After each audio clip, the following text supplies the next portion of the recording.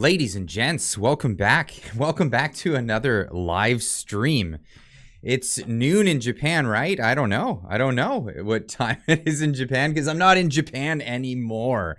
And holy cow, the time difference was a real mess around. It totally was. And I'm not going to lie, the jet lag is some of the worst I've experienced. And I've been to Japan many times. This isn't my first rodeo or rodeo or whatever you want to pronounce it. This is, jet lag's pretty awful. I just ended up having a nap before the live stream just so I know that I can make it through the live stream. And you know what? I'm going to go right to the wobbly pops this evening. But, it's our secret, everybody. It's our secret. Why not? Celebrating being back in Canada. What a crazy time to be around. What? Like, really, what? What's going on? What is even happening in this country? There's so much, there has been so much going on in the time that I left. Everything goes crazy as soon as I leave the country. And then I get back and then it's like radio silence for the past couple of days. And then suddenly, what? Okay. I don't even know where to go with this. I have no idea. Welcome back, Clyde. Oh, let's get the chat in here. Let's pop this in. Joe Lyman, of course, given member for 9 months now. Wow, awesome. Given the membership, one-upping his membership, getting in there, making sure to stay current. Thank you so much, my man. Welcome back, Clyde. And speaking of Joe Lyman, hopefully we'll get back to doing the usual Thursday night podcasts because I'm looking forward to that. I really enjoy that. And Joe Lyman, of course, is my man behind the scenes that helps a lot of this stuff go smoothly. And well, thank God for him because it definitely does go smoothly with Joe Lyman around. So hey, thank you so much, my man, and I'm looking forward to having more guests on, or even just having chats with you as well. This is amazing. Welcome back. Thank you so much, everybody. It's been a while. It's been strange not having the routine that I normally have, and that would be for you guys that are just joining, or maybe this is your first live stream. This is the live stream, and the routine is I make videos every morning before I go to work. Every morning I have a look at what's happening in Canada. I give my 2 cents on the whole subject, and hopefully get people a little bit more informed on what's happening around the country and around the world, because I cover other worldly subjects as well, not just what's happening in Canada, but what's happening in Canada is just insane at the moment. And it has been for a few years anyway. But yeah, I cover these stories in the morning, and then on Thursdays now, we do a pre-recorded podcast, and then that goes up live for everybody to watch and listen in and have the chat room going during the premiere, as they call it on YouTube, where you can join in and listen and watch with everybody. And I like to join in the chats for that, with the live chat happening. And then of course on Fridays at 6:30 we do this at 6:30 Pacific time, just to make sure everybody knows what time it is back home. So it's 9:30 Eastern. Check your local listing, so check your local time zone to see when that will be. But yeah, this is the schedule. This is what we're gonna get back to, and we're gonna go full swing back into it now that I'm back.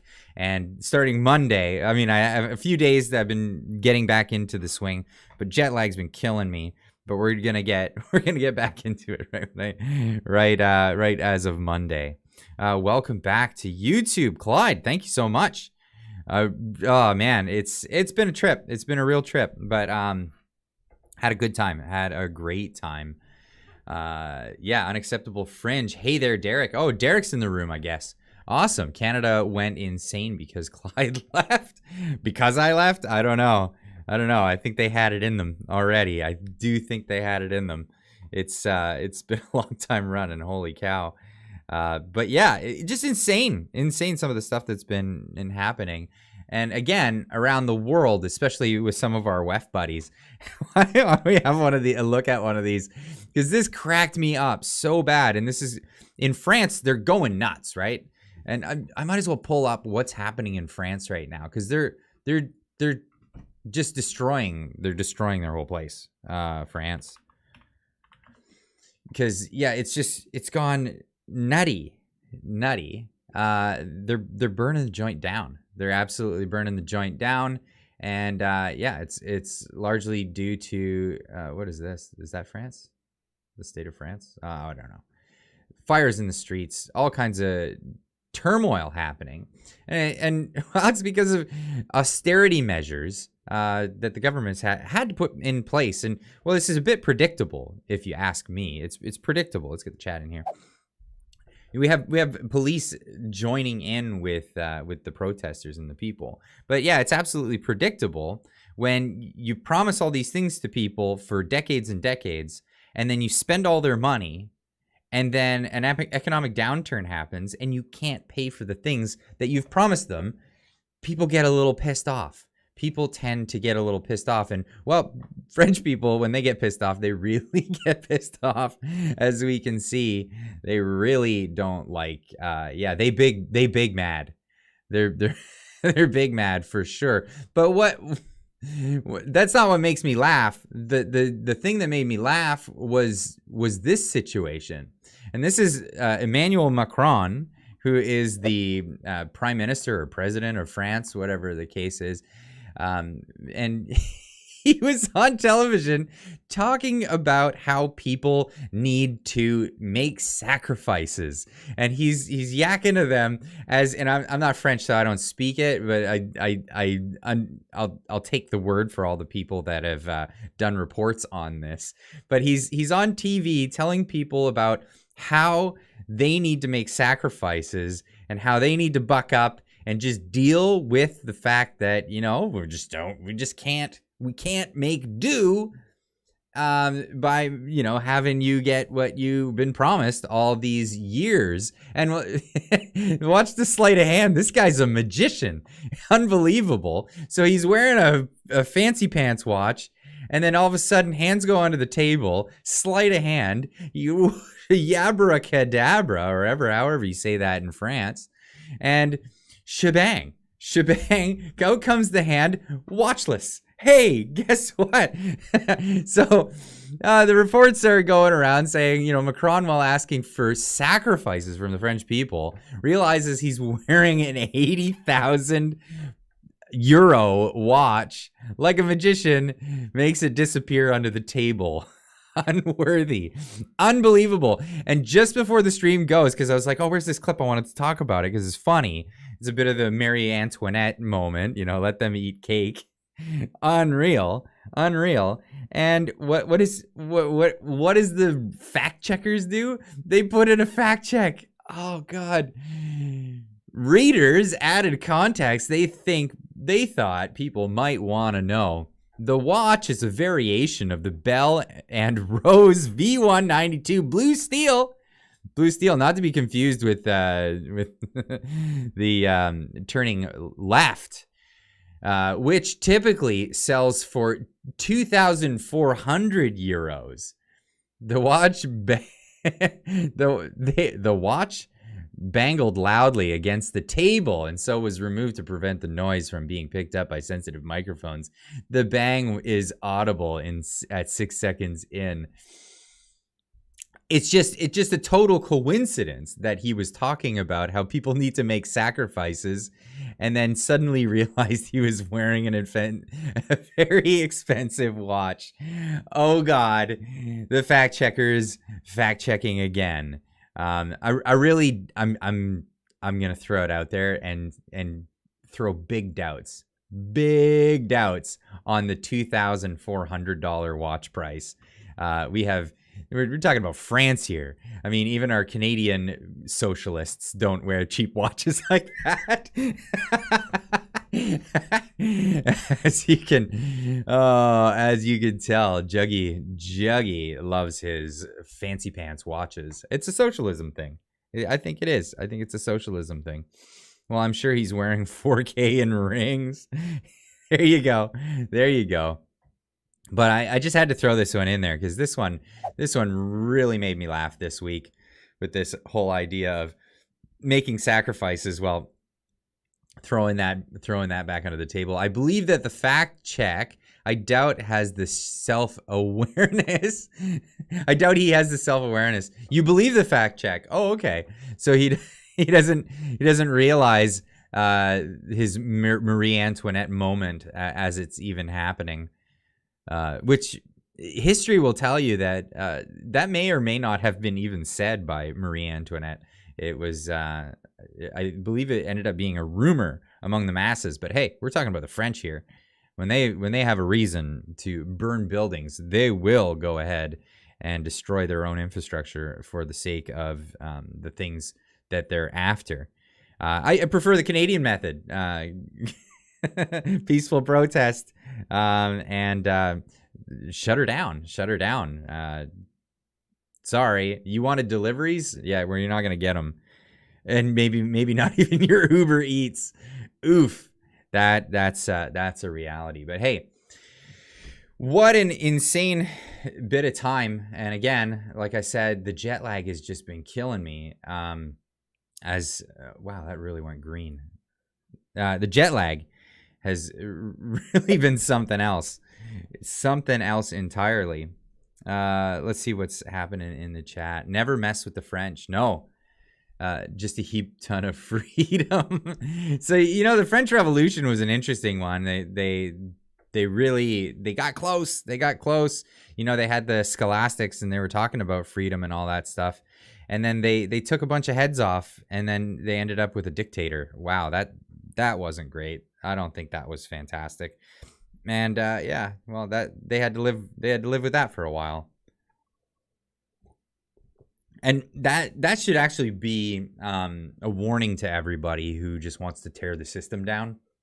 And really that it is a huge warning. If all you want to do is tear the system down, well, that's all you're going to get. You're going to get a torn down system and nothing to replace it with. And what usually happens when you have to replace it with something?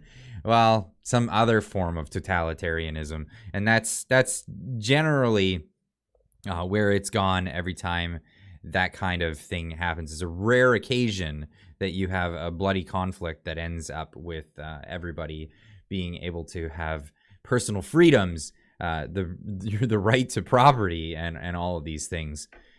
I told Get Woke Up you were running for mayor too, so I don't look stupid. We're gonna be twins. You're welcome. You told them what? I'm not running for mayor. What the hell are you talking about, Derek? That not happening. Nuh-uh. Nope. No siree. Sure. I got your back on that. I hope you the best in Calgary for sure. Good thing the French outlawed the guillotine for their undesirables there. Yeesh. I think I saw pictures of an assembled one in France. They do a thing. Clyde for mayor. Mayor of what? Mayor of what? I don't want to be Vancouver mayor. I want nothing to do with that. No thanks. Did you guys talk about Pierre calling Biden Obama accidentally on purpose? I didn't even know that happened. That's funny though. If that that's amazing. Biden actually accidentally called Canada China, and we're gonna get into that. That's crazy. Clyde for BC Premier. Oof. I don't want to be a politician. That's the crappy thing. And it's the unfortunate thing about the way politics work is people have a genuine vested interest in the country and the people aren't the type to actually really want to go into office. It's usually the worst people out there that end up in positions of power, and that's just kind of the unfortunate way things go and how people get filtered into their positions in society. And wow, Clyde for mayor of Canada. Yeah, okay. Unreal. He was hinting about China, Canada. Yeah, well, he was Or was it a Freudian slip? Was it one of those, this is what I actually meant? Dutch farmers formed a new political party and were voting in strong. Yes, I heard about that. I don't have any details on that. I would like to get some more information on that and talk about it on the channel, because that's fantastic. Because that's how things are done. When things really come to a head, that's when political stuff actually happens. Like, for example, the convoy. The convoy, you're not gonna there's no reproducing that. That came about because there was people that were upset about a thing. Yes, but it's not that they were just the only upset people about a thing. The entire nation was upset about it. A majority, I would like to say, of the nation were upset about a thing, and they were browbeaten into silence for a significant amount of time. And yeah, that was what the catalyst for all. Well, that was the backbone of it. The catalyst was a bunch of truckers saying, "No, you guys put us in an awkward situation all this time, and you said we were going to be done with this at a point, and now you're making it worse." And the truckers were like, "Forget this, we're going on strike." And everybody was like, "Me too. I'm back in this as well. I'm totally back in this. I'm on board with this whole situation." So that's really where that came from. You can't just replicate these movements, but it's a situation that people were backed into a corner, and they felt like they didn't have anywhere else to go. So they pushed, and when they did it successfully. And yeah, I'm afraid a situation like that is only bound to happen again here in Canada, and not very far away, because of the fact that, well, the government hasn't relented. They haven't relented. Yeah, they managed to squash that protest, but yeah, with extraordinary means, did they pull that off? Wow, the Wobbly Pop's gonna give me the burps this stream, that's for sure. Wow. Yeah, it's a global class warfare. Yeah, it is. It's global. It's global. It's not just happening in Canada, and it's gonna be spreading. And yeah, it's unfortunate, because it's not gonna be until a time when things really get bad that people will actually step up. And like a lot of people that are in the know want to avoid the whole situation. That's the whole point. They want to avoid the whole situation, so they're raising a fuss now before it goes too bad. But it can happen quickly. It can happen very quickly. Clyde for the patriarchy. Did you retract that, or did a mod retract that? Come on. We were talking about opening a bakery called the Pastryarchy. I thought that would be great. That would be fantastic. I think a lot of people would patronize that place. It would be amazing.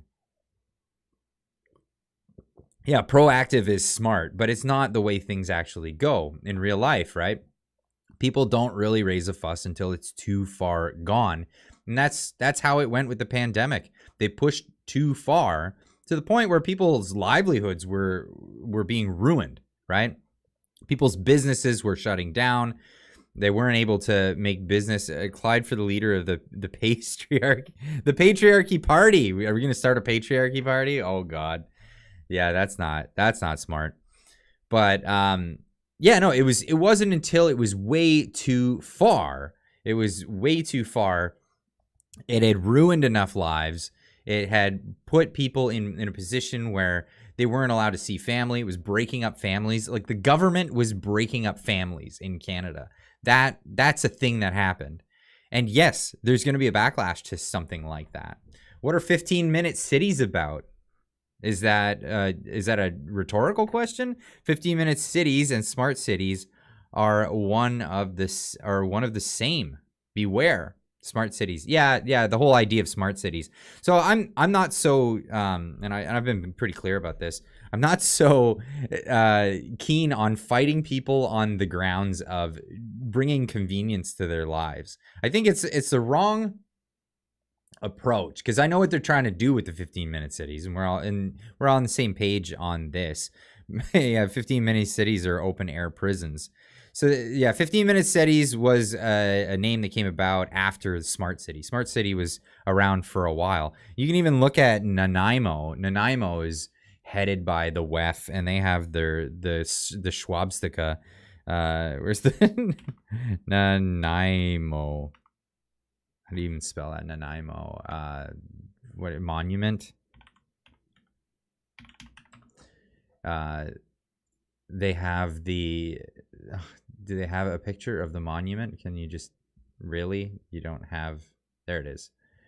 There it is. That's the Schwabstica on the Nanaimo, because they were gonna make Nanaimo a smart city. The thing is, it's a dumb idea. Like, at the end of the day, and we can talk logistics all day long. I think, I really want to bring this up in a podcast, because I'd like to talk at length about this. And Joe's fantastic at, well, he's an engineer and he knows all kinds of stuff about logistics and yada yada. And if you want to talk about that kind of stuff, you talk about it with Joe. But I think it's a big mistake. And even the World Economic Forum has written articles about how it's not really going to work. It can't work out. Like, it just won't work out, because you can't restrict people's movement. Like, at the end of the day, people will say, okay, I'll do this, I'll do that. Yeah, no problem. And convenience is a good way to get people to just comply with a thing, right? And no joke, in my HA runs Nanaimo. Oh, HA runs, do they? The Hells Angels runs Nanaimo, but well, you got the World Economic Forum trying to dip their stuff in there with the Schwabstica.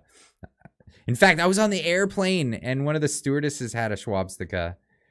That's that pendant. That's that rainbow circle. It's the Schwabstica.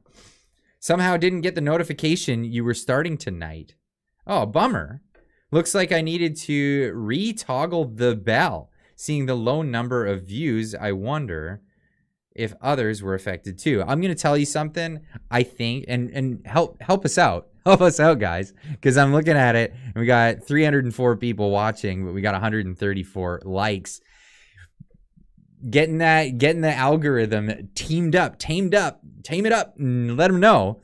And because here's the thing, the algorithm looks at things like likes, shares, stuff like that, and then they'll look at your profile on YouTube, what you like to watch, the things that you typically view, and what they do is they recommend it out to other people who are similar in behavior as you are. So it's very helpful, actually, massively helpful when people hit that like button. It really, really, really helps a lot. So I'll tell you one thing, when I was gone, I wasn't making as much content, and that this is what a lot of content creators fear. They fear the whole concept of becoming irrelevant due to lack of uploads. And I weighed my chances on that one. I was like, oh, I'm gonna upload every day when I'm in Japan, and I brought a bunch of equipment. And when I got there, I was having such a good time, and a number of people in the audience said, Clyde, just enjoy your vacation, have a good time. And I weighed my options there, and I said, okay, well, I'm gonna gamble it. It may hurt me, hurt the channel as a whole by taking time off, which it does, and it will. But the thing is, what you need to do in that case, after that happens, you need to get right back on it and don't get lazy. And that's really what it comes down to. And every one of those likes helps out, guys. It really does. So getting those likes up really feeds out to the algorithm. In fact, I'm curious if at the time of doing the live stream, if more likes come in, if more notifications get pushed out as the likes come in from the viewers that are in there at the time. Because yeah, it's an interesting dynamic. We're all still learning about how the algorithm works. It changes constantly. The pain is temporary. The community is forever. And I really agree with that. And And that's where I'm trying to go with it. I really am trying to go with it. So I did want to take some time off, blow off some steam. Like for an entire year, I uploaded every single weekday. For the first 2 months of it, I uploaded every single day. So, and of course, doing the live streams every week. And then in this year, starting with the podcast. So it's a lot of stuff. It's a lot of stuff to keep up with, and I'm definitely looking forward to doing this. But the 15-minute cities, let's get back to that. So I think if you really want to fight against the 15-minute cities and then being coming in and then being enforced onto people, the worst way to argue against it is to tell people that they shouldn't have conveniences. Here's the deal: a lot of people are white collar workers, white collar people, and they found through the COVID times that they don't need to go to the office, and I think that's great. I think the whole idea of commuting is a stupid endeavor if you don't physically need to be there. Acceptable Fringe with the $6.99 super chat. Thank you so much, my man. One thing needs answering about Japan. Surely not everyone was kung fu fighting, were they? Well, kung fu's from China, my man. It's China. China is where kung fu's from. Maybe everybody was karate fighting or jiu-jitsu fighting or something like that. But yeah. No, didn't get in any ninja brawls while I was out there. Somebody put out this conundrum for me. They said, "What if every country has ninjas? What if every country has ninjas? Just we only know about the Japanese ones because they're the worst at it." Ooh, that really gets the head going. That one really gets the head going. But hey, that's a thing. So back to sumo fight. Sumo fighting's actually really interesting to watch because it's not what you're expecting, and there's a whole thing around it, and it's a really interesting sporting event, and it largely has to do with betting. Like it largely has to do with betting, and the bets happen quick because the matches are over fast, and there's yeah, that's a thing. Skateboarding ninjas. Ninja pajamas. Okay. So I'm 20 minutes from my job. They will send me to jail. So that's the thing. This whole concept of having conveniences is actually a really good thing for a lot of people. A lot of people are excited about that. That's a thing. One benefit from COVID was the idea that, it was the catalyst that broke the paradigm of you have to go into the office, and it kills a lot of traffic. I think traffic is such just a dumb thing to have to go through, and I've had to commute before in my life, and I hated commuting so bad that I always just made sure that I lived near where I work. That's just kind of a thing. And sometimes you have to accept a smaller place or accept, a more expensive place. And that's just something I voluntarily did. And this is something that I want to push out there, is that this all should be voluntary. And the fact that people are voluntarily lining up to do these 15-minute cities things, I'm actually okay with it. I'm okay with that. And let me explain. It's because I think in a free society is the only place where you can make your own communist community and give it a go. Give it an absolute go. A communist society is not a place where you're allowed to have a free market zone or whatever that you can control on your own and all of that. If people voluntarily want to do this, then let them try and let them fail. But if some good things come out of it, then hey, we should accept that. We really should. If it was a good idea, people would volunteer to it. Yeah, exactly. So I'm totally down with the idea of living close to work and having lower expenses. Like that's a thing.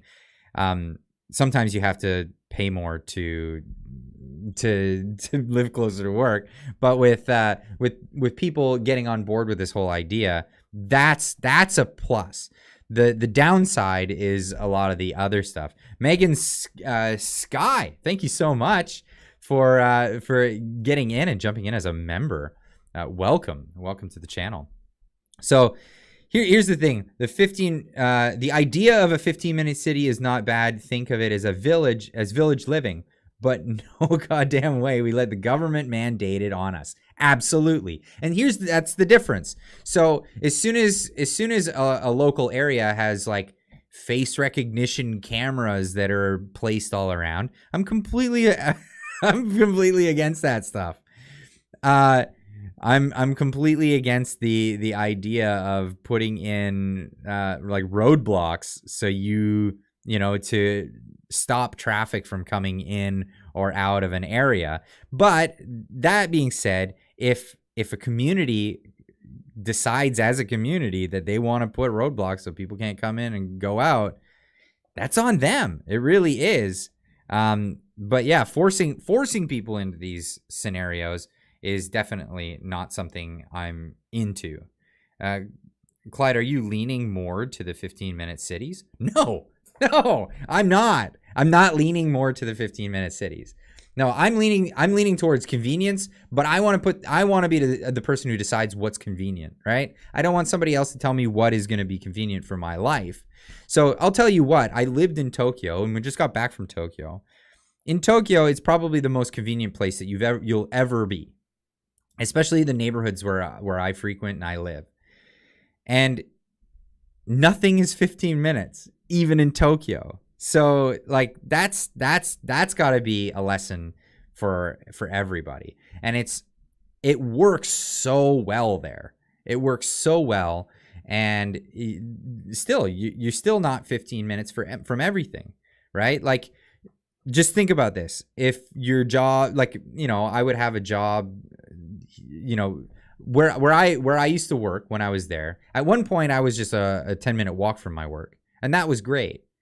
But every time I would go out further than 15 minutes. That's for sure. Like every time I went out somewhere. And people want to go to different neighborhoods on their day off. People want to go do different things.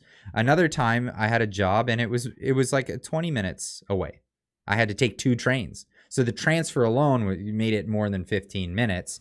But that's the thing. That's up to people. That's up to people whether they want to deal with that or not. I mean, we could have moved house, but it was like, the 2 trains is a pain, but I'll deal with it. It's the way I'd like to that's the place I'd like to work, and I don't want to move house. I mean, there's all kinds of reasons why people do things in the world, and that should be up to them. I almost said that you should allow that. No, it should be up to them. It's not up to you to allow or not, right?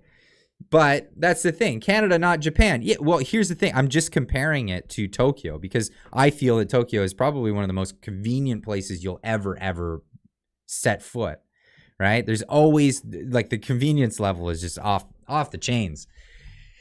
It's off the chart. But the thing is, it's still not a 15-minute city. So the whole concept of a 15-minute city is like a utopia. It's the idea of setting into place something that cannot ever be achieved, because not everybody in that community will always see eye to eye on all these things. You'll never get that. The only way you can do this is to enforce it by decree, by central authority, and that's never ever gonna work. Now, you can strive for things and try to make things more convenient and better for you and better for all your neighbors and all these other things. You're digging yourself in a rabbit hole. No, I don't think so. I think making your own life convenient is something that everybody should strive for. Make your life more nicer. Like, just make it nicer for yourself. And if it doesn't include if it includes like being way the heck out in the middle of nowhere and then driving forever to get to work, well, that's up to you. That's totally up to you. But like I said, if people want to try out these things, I think they should have every right to try it out. But to the concept of forcing people into this is something that's unsavory and is redundant. It's repulsive. it's not something that you can have in a free and open society. Is the ideal of 15-minute city, small rural town? Well, that could be. Right, for a lot of people. So what I'm saying is, if you want to fight against the concept of 15-minute cities, telling people that a convenient life is not good is not a great argument, is what I'm saying. We need to find another way of relaying the idea that trapping yourself into a system that is not something that you can even negotiate upon. A lot of these people are hoping that somebody else will take care of them, and it's never the case. It's like getting into a co-op with your house or whatever. It's going to get run poorly, and it's going to be the most awful people that vie for the position of council leader. And that's the way the world works. Like, it really is the way the world works. Linda Hunter, thanks for joining as a member. I really appreciate that.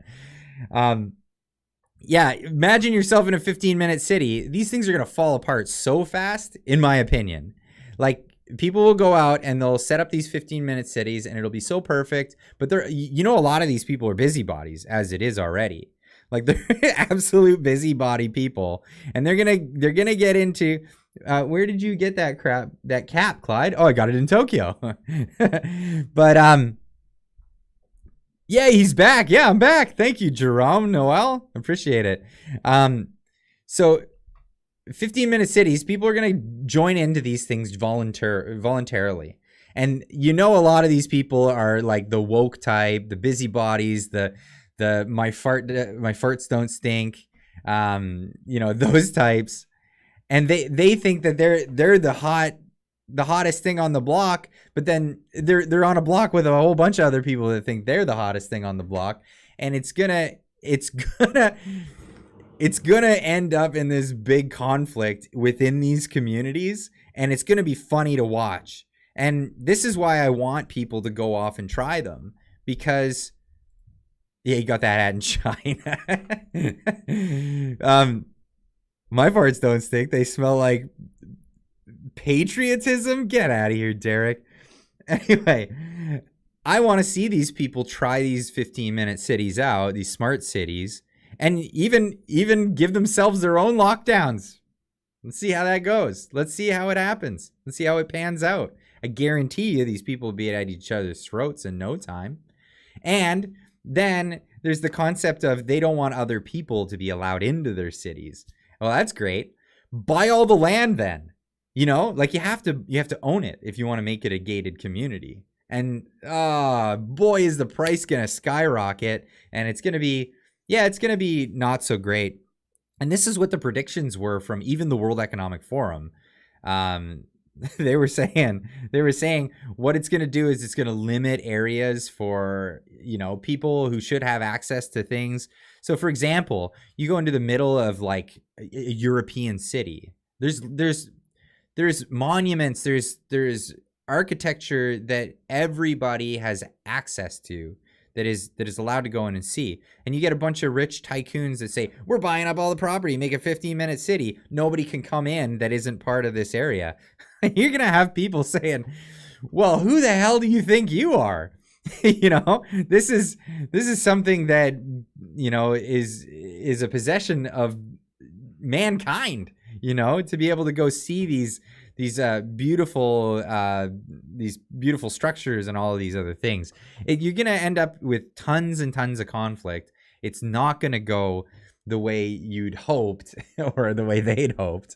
It'll probably go the way I hope, that people will realize that human existence comes with conflict and compromise. We all have these things to deal with, and that's part of being a community. And once you realize that, then you realize that central authority never will work. It will never work.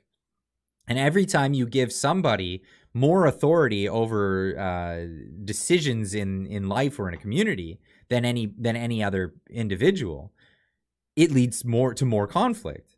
It's not gonna end well, and that's where maybe it's a bit more of a nuanced argument, but it sure as hell sounds better of an argument than, hey, having convenience is not going to be good for you. A lot of people are going to shrug that off and say, call you a conspiracy theorist or whatever they call people anymore. I mean, that's where I think that's going. So 15-minute convenient life, if that's what you want.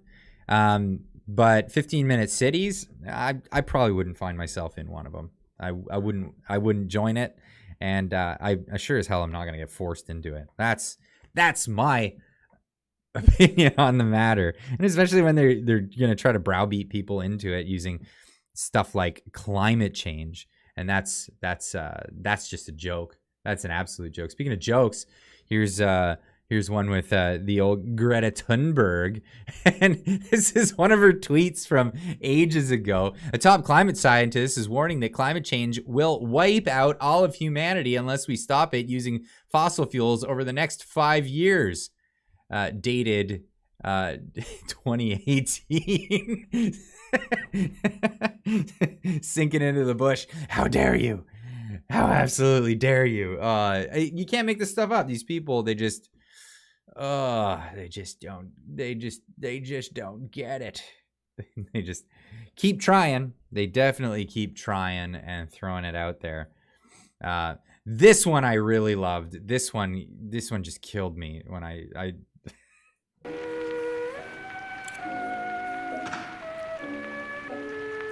To my wife, Sophie, and my kids, I love you. I thank you for all the support and love you give me. The truth will protect us. Our honor and our family will get through this together. Sorry about that. Thank you, Speaker.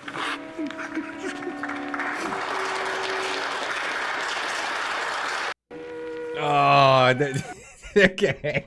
That was good. Like, let's not forget what is accused of this man and what he stepped down for. I mean, he's claiming his innocence, and that's fine. Innocent until proven guilty and stuff. But why would he step down if he's innocent? Why would and you might say, well, the Liberals forced him to step down. Well, why would they force him to step down if they didn't realize that this was likely what happened? Just throwing it out there. And perhaps, maybe he wasn't the only one in on it. Do you think he unilaterally told Chinese officials? Do you think he unilaterally told Chinese officials that they should keep 2 Canadian citizens that are detained unlawfully and in torture-like conditions? All by himself. He all by himself. He said that he all by himself. Do you think that happened? He came up with this plan all by himself, and he said, you know what? This will make the Conservatives look good if you free them now. Just hang on to them a little bit longer. Keep them in that torture chamber just a little bit longer so that, we can look like the heroes instead of the Conservatives. And then it comes out, and wow, do you not only not look like a hero, but you look like, well, I mean, there are stronger words to say. But you look like a villain. You look like a villain in this whole situation. And I'm being careful not to throw any accusations out there. I'm just saying what's being alleged. He was careful with his words. He really He really only objects to the statement that he approached them, not that he didn't say it. Yeah, good point. Well, I think he did say that it wasn't true. The accusations aren't true. Wow. Han Dong was such a person. This guy, Oh man.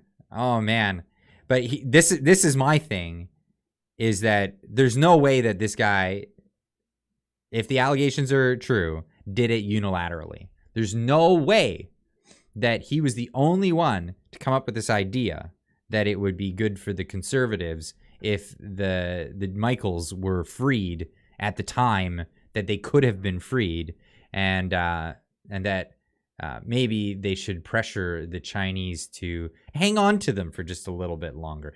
Can you imagine that?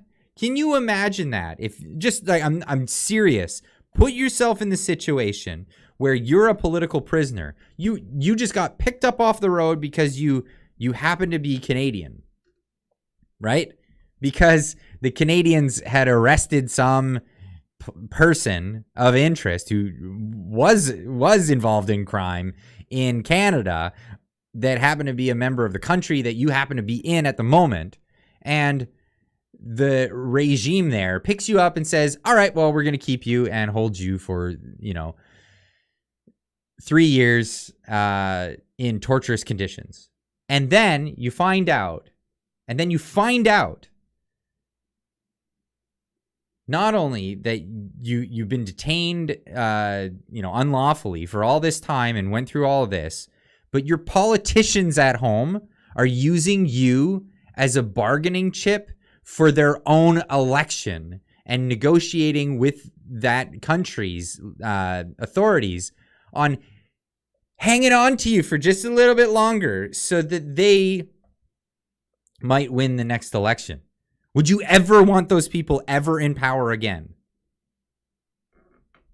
That's insane to me. That is unforgivable, in my opinion. It's absolutely unforgivable. But we're moving on. Moving on. I suffer from that disorder where I speak the truth and I piss people off. Yeah, just one of those things. I just happen to have that that insane predicament in my life. What are we dealing with? It's unbelievable. Oh, okay, all kinds of different sizing here. How to flash in the woke era. Yeah. So if you want to flash somebody, you don't want to do it the old-fashioned way. You'll get caught like you used to, and that's always been a big no-no. But there's now a new way of getting around it, and if those people object to you doing it, well, you could get them in trouble.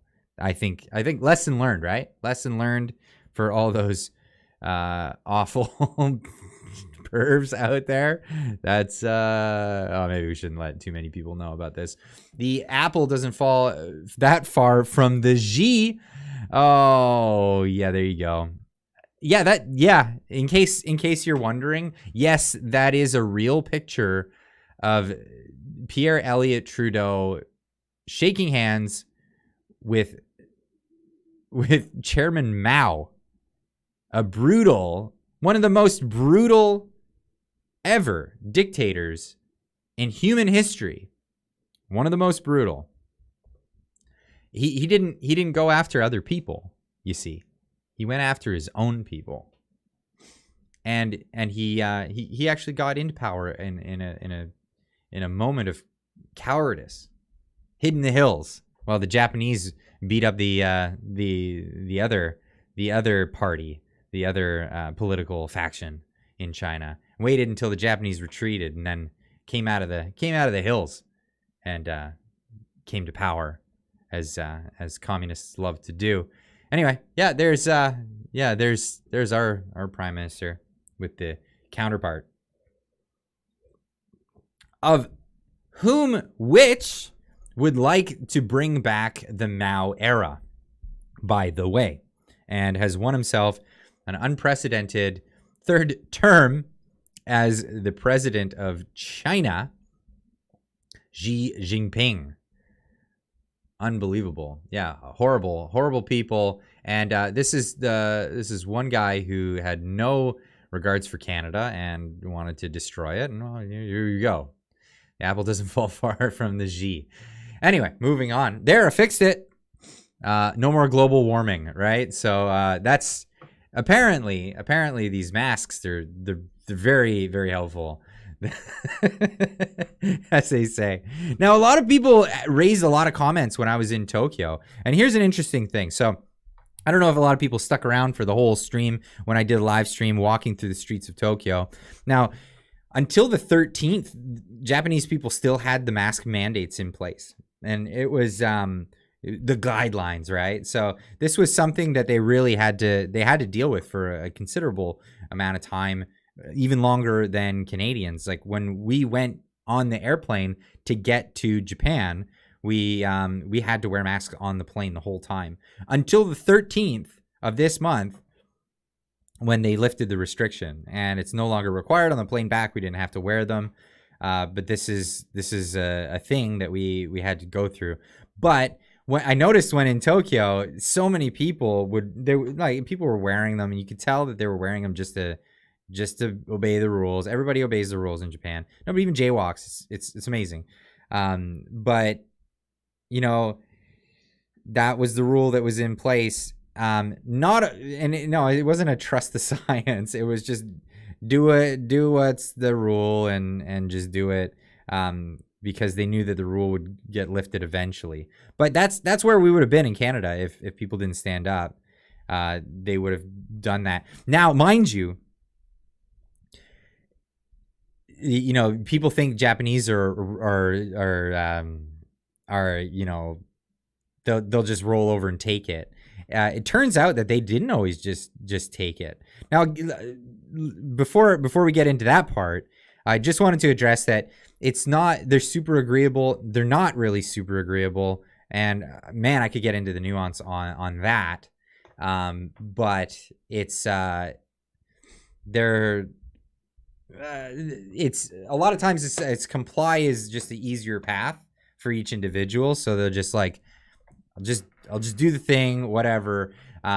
Most of the time when I was there, a lot of people just had them around their chin or weren't wearing them at all. But now take this into consideration. We were also there during the hay fever season, and hay fever came about after the Second World War. The Japanese had this idea: let's cut down a bunch of these forests and replace them with red cedar. And what that will do is it'll foster a whole industry of logging in the future, because they use a lot of red cedar. 1 second, we have Totes McFresh, member for 8 months, renewing the membership. Thank you so much. Get in the nuances. Tell us about Japan. Oh, okay. So here's one of the nuances. This is just the story about the red cedar. So the red cedar, because of that, and it turns out nobody wanted to be loggers. Oh, that sucks. Everybody wanted to work in the cities, or I mean, there's still farmers and stuff like that. Anyway, reason why comments are being censored, Clyde. I don't know if our comments being censored. I don't censor comments. I leave the comments open. My mods take care of people that leave lewd or abusive comments. But if your comment doesn't show up at all, it might just be a browser issue. I've seen people have troubles like that, but yeah, no, that's it. Oh my, mo back in Canada. Yeah, I am back in Canada. Just for future reference, though, if you refer to people as omae, that's really rude. Actually, they don't have swear words in Japanese so much per se as just very rude ways of addressing another person, and it's a thing. It's a thing. Clyde is right on this. Which one? About which? Anyway, so the kafun, they call it, which is hay fever pollen. There's tons of it in Japan. So every year during the spring season or early spring, the pollen hits.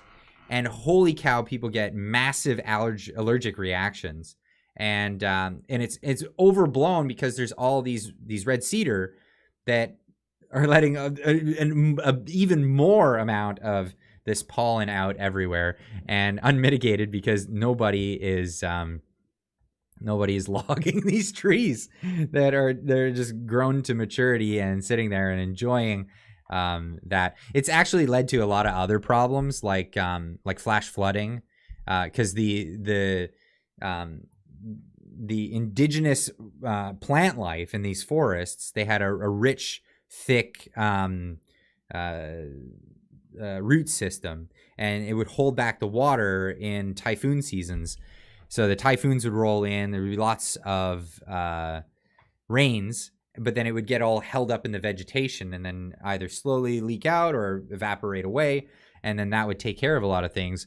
But it actually, because they changed the style of all these forests, the type of forest, the coniferous trees, they have a very dry soil bed, and they block out the canopy, so stuff can't grow at the base.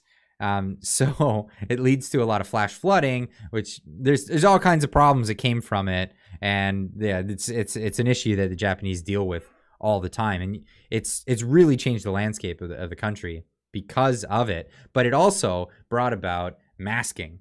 A lot of people wear masks because they don't want to get the effects of the pollen, and the masks actually do help, and that's a thing. So in years past, people would say like, holy cow, there's a lot of people wearing masks. What, are everybody a germaphobe in Japan? And it's like, well, that's not really about germs, it's about the pollen. And when it is about the germs, there is a masking culture. And here's another little nuanced thing. When it's cold and flu season, people do wear masks, and they don't wear masks when they're fine. They wear masks when they get a cold. And the whole idea behind it is to wear a mask to stop if you incidentally cough or whatever, to try to mitigate you spreading it out to everybody else, especially when you're on the trains and all of that stuff. All about that pollen, right? So it's not all about the pollen. So it's about when you get sick, you try not to get other people sick, and it's a politeness thing. And I said this during the COVID thing here in Canada. I said that Canada actually was so close to developing a culture like Japan that when you live in a busy area and you get sick, not only do you pop the fisherman's friend in or whatever, but you put on a mask so you don't give everybody else the stuff.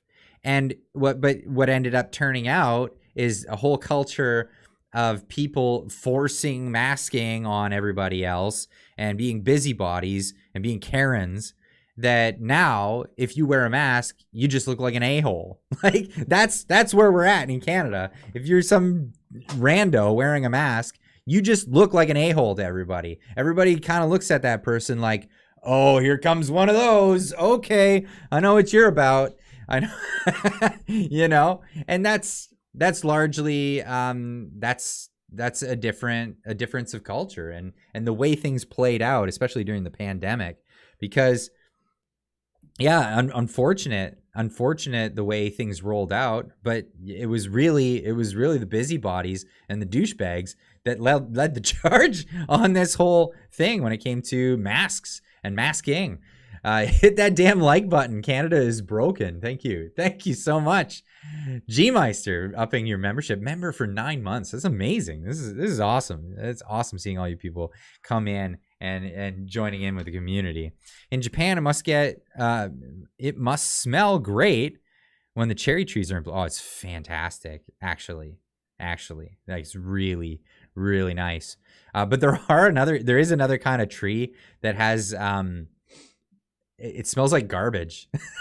There's another kind of tree. I don't know. I don't know the name of the tree, but there is a type of tree that when it's in bloom, it's a beautiful tree, but it actually smells like trash and it's gross. But that's a thing. I love people coming in the community. Get out of here, noob. Come on. Keep it PG-13, my man. Yeah, hot garbage. And it's always in the middle of summer. Yeah, it's when it's hot outside. And it's that's a thing. Domo arigato. Yeah, thank you so much, Bob. Blah, blah. Blah, blah, blah.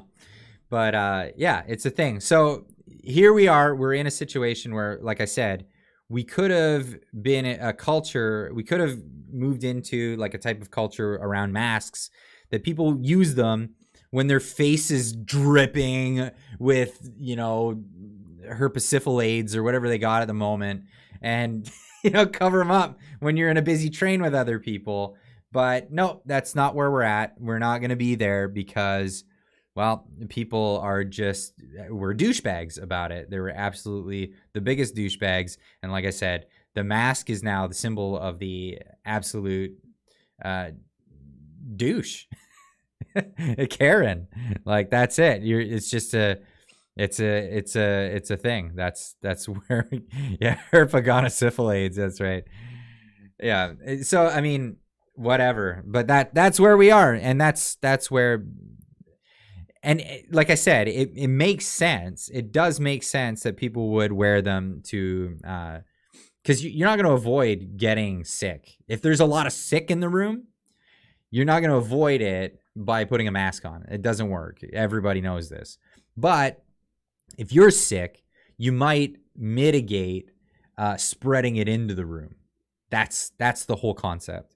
But that's never how it was portrayed here in North America. It was always about, oh, it's all about me. I'm selfish. I care only about myself. And I got to force everybody else to do the thing for me. For me. And who's gonna, thanks for your honesty. Yeah, well, that's where we're at with that. So it was interesting to get all those, you stay home. Yeah, that's true. That's true too. Japanese are renowned for not really taking sick days, not taking time off work. So that's their kind of the method to the madness about that. Well, I'm sick and I shouldn't go into the office, but I need to go to the office because that's loyalty. So I'm gonna put a mask on, and everybody's okay with that. That's really what people would do. It's like a chain link fence trying to keep out mosquitoes. Absolutely. But like I said, if you're sick, you might, mitigate spreading it into the air at least a little bit. And that's the concept behind that. But yeah, of course, there I fixed it. No more global warming because I put an M95 on my tailpipe. I love it. Since I can't afford gas, I'll just go out and buy a $100,000 electric car. Here we go. Great ideas. How about a goalie mask? Yeah, there we go.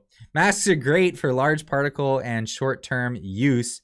Failure or the West adoption was the worst propaganda campaign ever. Yeah, absolutely. I agree with that. And I'll trust newbies' take on that. From considering what you do for a living. Jason never got sick. I love it. Masks are good for crimes too. Yeah. Well, it's funny. They wanted to bring in facial recognition at the same time that they brought in masks. That ain't gonna work. That ain't gonna work at all either. That's just a dumb idea. This is me just trying to live my life while the LGBT propaganda comes rolling in. This I love. This is a great one. This is fantastic.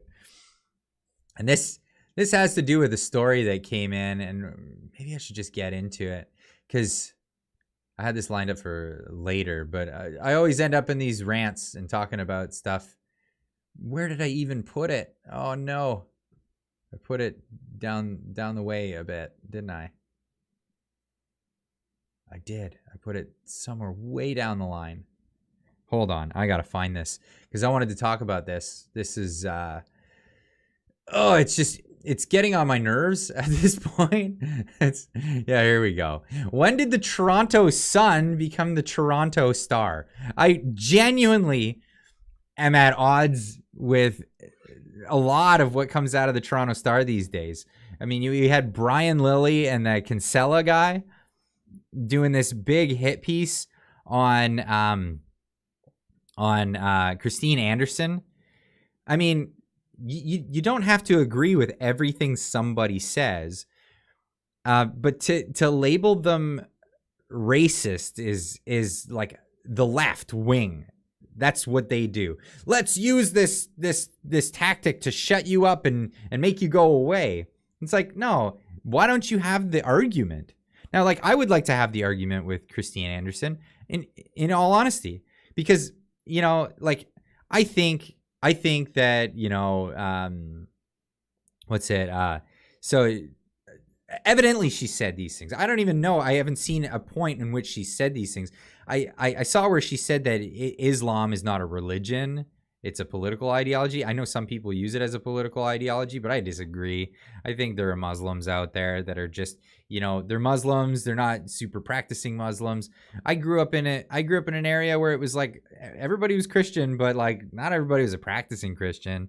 And I'll tell you what, not everybody's a Leviticus Christian. let's go straight to that, right? So like, so I'm going to disagree with Christine Anderson respectfully. Like, I'll respectfully disagree with what she has to say on that particular topic, but she's right about migrants. She's right about all the other stuff, right? So, I totally agree with her on that. I don't know if PP agrees with her. I don't know if the Toronto Sun. I'm confusing them now because they're so similar these days. But, you know, like, I'm going to disagree. I know there's fundamentalists on either side, or in any religion. You're going to find the fundamentalists. And, you know, when the West has been, you know, having conflicts with countries, and, you know, I mean, that's a long debate on why there's so many fundamentalists in that particular faith, but it isn't to say that, I mean, look at Iranians before the Ayatollahs. They were very, very open in Western society. Look at Turkey before their troubles. They've been quite a Western society. It's not all about the religion, but disagreeing with somebody doesn't mean you have to paint them as a racist, or, you know, you have to go away. You can't be a part of the conversation because we disagree on one thing. That's actually an extreme position, in my opinion. That is an extreme position. Taking somebody and one thing that you disagree upon with them about, and othering them and putting them into a camp that they cannot be talked to. You can't associate with people who talk to that person. I think that is an extreme position. I think we need to get away from that kind of extremism. That should be labeled what it is, and that's extremism. So the Toronto Sun, the Kinsella guy, engaging in political extremism by shutting down debate on a topic that is, you know, is a contested subject, and people disagree on these things, and we should be able to disagree on these things and still be civil. PP lost me with that leaked statement, or Christine Anderson. Yeah, lost a bunch of people, but I mean, here we go. Was it really him? I don't know. I guess he said it was him. Yes. I have intolerance towards some mindset, but not racist. Yeah.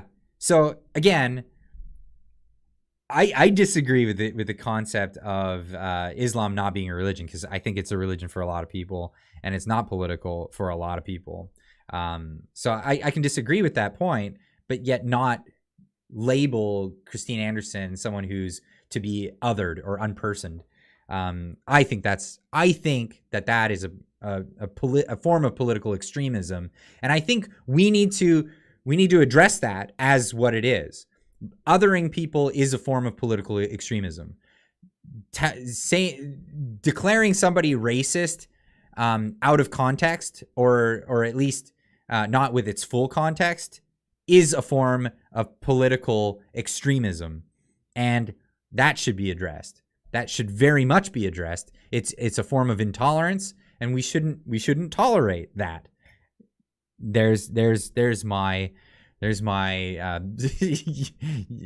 you know, my epiphany of the live stream this evening. But take with that what you will.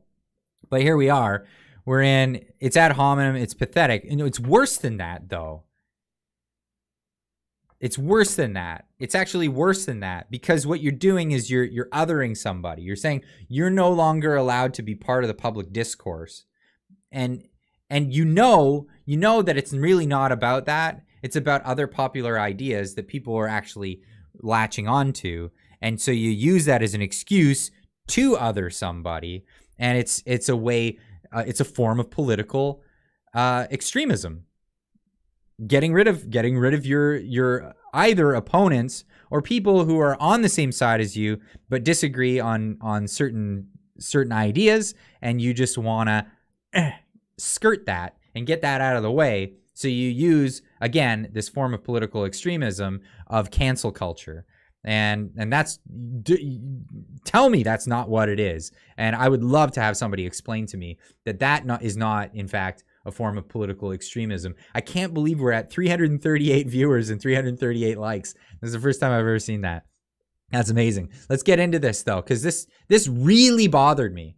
This really bothered me, the way that, and listen, the Toronto Sun was supposed to be a right-leaning publication. This is normally a publication that normally leans towards the right. Yeah, sure, they could have left and right all over the place, but normally it was a place that leaned a little bit left. Algorithm dumped you since you were out, but who cares? Your audience will be there to pump you back up. Sorry about the delay. Catching up at high speed. Still 45 minutes late. Okay, we'll catch up because you're gonna love this part. But yeah, appreciate it. And yes, the algorithm is, it does what it does. It does what it does. It dumps you for a bit if you don't do exactly what it wants you to do, like stream or like set up videos every single day. Sorry, man needs a break. I was on vacation with my family and I enjoyed it, and I'll do that. So, but let's get into this article, because this really, right after we get this message from Trish Prue, and I love this. You guys, it's, today's stream sponsored by yours truly. You guys are the best. Trish Prue with a $22 super chat. You rock, Clyde. Keep up the good work. Thank you so much. And here's the thing. I don't always agree with you guys, but I'll explain myself. I think there's always nuance to my arguments and the things that I believe in. And we're not always going to see eye to eye, but I'm going to give you my sincere how I got to my conclusions. And I love to share these ideas with you. And I'm not coming at it from a position of I'm always right. I can always be wrong about something. And I'm happy to learn when I've been wrong about something, because here's a little trick. Here's a little trick about how to always be right. People always, and I see it all the time, because people will let their ego trick them into wanting to be right all the time. And when you want to be right, that leads you into a position where you can never admit that you were ever wrong about something. Well, and that's just ludicrous. The best way to look at it is to look at it this way. If I'm wrong about something and somebody points that out to me and it makes sense and wow, I was wrong about that thing. Well, now that I've learned it, I'm right about it. I'm right about it because I corrected for where I was wrong. I don't always have to in the past have been right. That's just dumb. I'll never, ever be that person. Nobody will. My son's in the room. And, dude, you got to close the door. No. And this is a good lesson when you have kids, too. And it's important. It's important to know. Yeah, you got your train? What's happening with your train? It's important because you really need to understand that you will not always be right. Yeah, can you take him? See you, little man. Say bye to the stream. Say bye to everybody. Bye-bye. All right. See you later, man. But you're not always going to be right about everything. And you just accept that. You're gonna find out that things that you did were, or you thought that you had right were wrong. And it's important to accept when you've been corrected about something. You're wrong, Clyde. Never. Thank you, Trish, for another $11 super chat. But I think it's important I think it's important, but here's a quick, easy out for anybody who wants to maybe even appease their ego. Is as soon as you learn the truth, you're now right about it. You don't ever have to be wrong. You don't ever have to be wrong because now you're right. You were wrong, but that's the old you, right? The old you was wrong. The new you's right. And that's just the way it goes. Yeah, it shows growth. It absolutely does, and I think it's important. And I think we're better off. We're all better off if we can have a similar sort of outlook on life and ideas, ideology, or any of these things. Don't get caught up in letting your ego determine what is right and what is wrong. Think logically, but you can always be corrected, and then you're right. Wayne Allen with the $11 super chat. Thank you so much. No words, but you just add something in the chat. I'll read it out for you. Thank you so much. But that's where I stand on that. Now let's get into this Toronto Sun. What looks like a Toronto Star article, Toronto Sun article, and this is NHL Pride Nights were to send a message of inclusivity. They're doing the opposite, and in fact, I agree with that sentiment, but not how they actually say it in this article. Unfortunately, because they were to send a message of inclusivity, but what they did was they were exclusive. I mean, that is exclusive, making it all about this sexual orientation stuff. That's exclusivity. That's making it exclusive. An exclusive night, an exclusive time, an exclusive thing is not inclusivity. That's not how that works. But this isn't what the author of this article reads, and that part of it is quite disappointing. Pride Nights aren't about endorsing anyone's lifestyle. They're about saying that there is a place in hockey for members of the LGBT community. You know what? You can say that without all of this stuff. You can really say that without all of this stuff.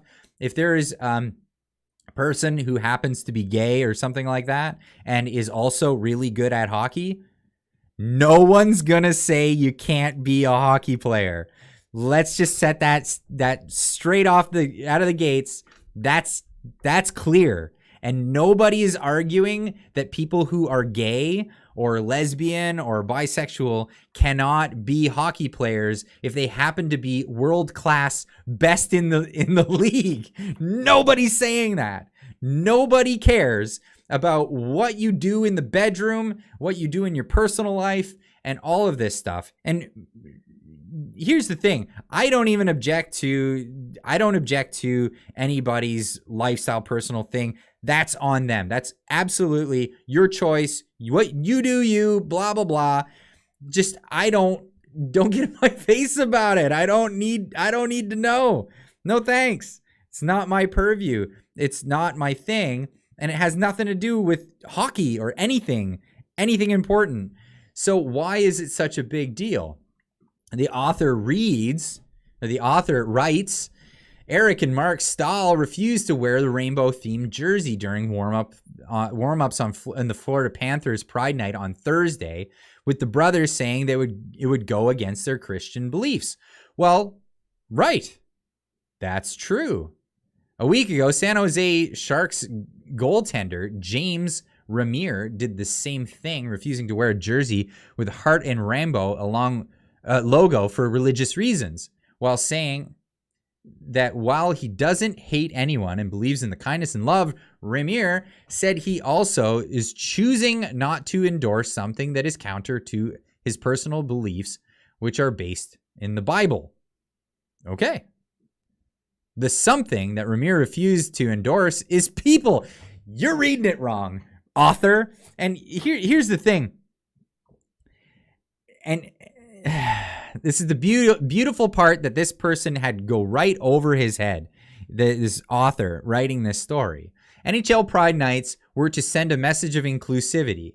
They are doing the opposite, because what they're doing is they're excluding people who don't want to be forced to do something against their own religious conviction. Is that in the article? No, not once, not anywhere. Not anywhere in the article is that written. But that is what I actually read in this tweet. And then I went and read the article thinking, oh, okay, finally, somebody is talking about the fact that by being so exclusive to one, you know, and it's a political movement. By no means is it not, because anyone who is, you know, and I know people who are gay and lesbian and they're not part of that community because they're like, yeah, not into the politics of it, don't care, not into it. And that's the thing. It's very exclusive, and it's doing the opposite of sending a message of inclusivity. It's absolutely doing the opposite of it. It's saying, if you don't agree with our political agenda, then you're not welcome here. That's not inclusive. But is this what this article is reading? After yet another week in which hockey is for everyone campaign, you could do that hockey is for everybody campaign without having a political flag. Or saying some people are more inclusive or more included than others. That's unbelievable. Which the NHL received as a way to encourage inclusivity and tolerance in a sport that is not known for either. Why? Why is it not known for either? Give an example of why it's not known for either. Don't just give ad hominem.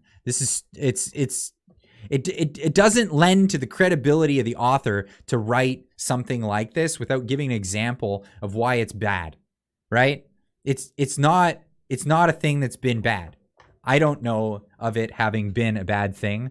I mean, in general, in society, yeah, it was pretty tough for you know, gay people for a long time. It was, and then it wasn't. It's not like hockey was especially more over than the rest of society in this whole thing. Pride nights aren't about endorsing anyone's lifestyle or preferences. They're absolutely about that. Let's not beat around the bush. Sorry. About this one. It's absolutely about that. Because unless you're trying to tell me that that is not a lifestyle. Is it a lifestyle or is it not a lifestyle? If it's not a lifestyle, then why are we even talking about it? It's not even an issue. It's not even an issue. They're about saying that there is a place in hockey for members of the LGBT community, but nobody's saying that there isn't a place. And that's the issue. That's the crux of it.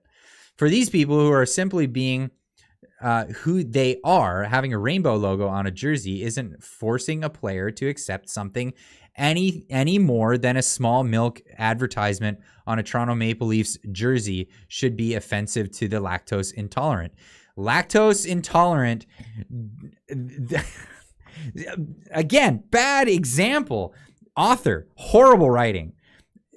Equating something that is not, like, goes against your religious conviction is not the same as as the lactose intolerant. A lactose intolerant person can wear a badge made out of thread. It's not a religious conviction to be lactose intolerant. It's an unfortunate affliction. Like, this is so stupid that I have to actually express this in words. Stalls and Ramir, in refusing to offer that little bit of acceptance, are doing something else. They're practicing homophobia. You're practicing Christianophobia or whatever. You're imposing. So here's the difference. And here's the problem. Like, so years ago, Christians were known for their imposition on society and pushing values and all these other things. Since those days, things have changed a lot. I remember when I was a kid watching Monty Python, you know, Life of Brian, and they were mocking the whole Life of Christ thing, right? And that was an issue at the time. People took great offense to that. Nowadays, that's just normal. It's not even like today. If the Monty Python guys were around, they wouldn't do Life of Brian. Let's just say this. They wouldn't do Life of Brian because it wouldn't even be contentious enough to be that funny. When people make comedies picking on Christians, it's not even funny anymore because you're punching down at this point. You really are. It's not a situation where you're going after, the most powerful thing in your society. You're going after a passive group of individuals who are just like, hey, leave me alone. To just like, aren't we supposed to have protections of religion? There's no imposition. The imposition's going the other way, and it's just insane to me to watch this play out. And why is it that we're pushing for these things to happen through the nose out the mouth? It's Clyde, a lactose intolerant person can clear out a room faster than a feminist. Oh, that's funny. That's really funny. That is a great assessment. Yeah. Well, so here I'm looking at it. I'm looking at it and trying to look at it in a realistic way. And I'm not a particularly religious guy. I grew up as a Christian.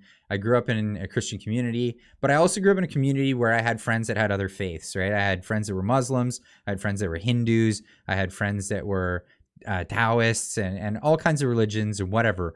My wife's not particularly religious. She's from Japan, and the main religion there is not Christianity. So like, I don't have a bias.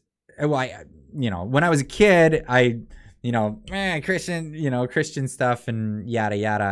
I had my qualms. I don't like being told what to do and whatever. But I don't have any sort of animosity against any religious beliefs when they're just religious beliefs. Like, I know that in the past, the Vatican used religion to control the masses, and I think that's horrible. We see in the Middle East, they use religion to control the masses, and I think that's horrible. And I disagree with that. But that's not what's happening in our society today. And to think and to preach that that's what's going on, and to preach that you're being held down by some invisible force that doesn't exist, it really diminishes your own argument on a logical sense. This whole idea that gay people are being held down by religious people is ludicrous. It's ludicrous. It's not even happening. It's not happening. And inversely, we're taking this LGBT thing and we're forcing people in contexts where it ought not belong. Right? On a hockey jersey. Why does it have to be there? It's this the corporate virtue signaling that's losing a lot of companies' money, by the way. It's horrible. It's stupid. It doesn't make any sense. Again, I'm not against gays. I don't care. Be gay. Do what you want to do. I don't need to hear about it. At the same wavelength that I tell the Johos to get lost when they come to my door. Sorry, I get it. You have every right to believe in the stuff that you want to believe, but just don't impose it on me. Thank you very much. At least the Johos are polite about it. Let's just put it there. And the Mormons at least show up in a nice suit. Like, oh God, it's really off-putting. It's really off-putting when people have to push and force themselves and their stuff on you. And well, are you not allowed to comment on it? I'm commenting right now on it. This is the thing. Yeah, and I think everyone should be allowed to comment on it. And I've had this conversation with friends, like, why is it such an important thing? Why is it such an important thing for so many people? And it isn't legitimately. It's a small group of people that are pushing this thing, and it's become a political thing. It's no longer about if people are gay and lesbian and bisexual. That's why they need the whole new acronym that goes off into infinite to include a bunch of other people. Eventually, it'll go all the way until everybody's included, and then it's redundant. It's absolutely redundant. All we need to add to the LGBT is the S, straight. I think we should advocate for that, to add straight to the LGBTQS. We'll just call it that. And then it includes straight, and then everybody belongs, and then we can just let it go, because that's where we are today. The only people that have become intolerant are the people who are saying, tolerate me. Well, nobody wants to tolerate, indecency. If you call that bigotry, well, I don't know, you've gone somewhere else. And we all seen pride parades and how indecent those things are. But here it is.